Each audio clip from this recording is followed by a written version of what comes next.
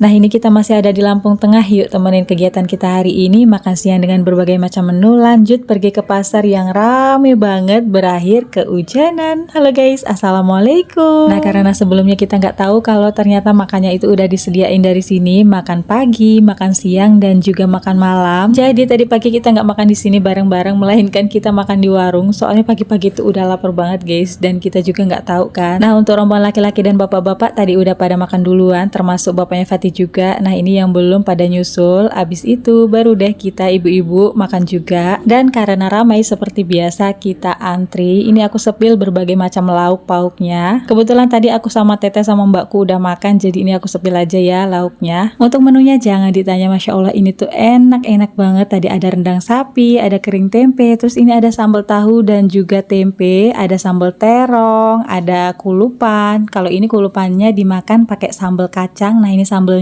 ada kerupuknya juga. Terus ini ada sayur satu lagi, ini sayur santan nangka, ini juga sayurnya enak banget ya. Jadi beginilah menu makan siang kita kali ini. Ini makan siang yang sudah disediain sama panitia. Ini makanannya enak-enak banget, Masya Allah. Dan satu lagi selain nasi dan lauk pauknya tadi, ini tuh kita dikasih cemilan juga dengan berbagai macam cemilan lengkap banget. Ada roti, ada bolu, karamel, dan juga snack-snack yang lainnya. Dan satu lagi yang paling penting selain disediain makan, yang pastinya kita juga udah disediain minum ya.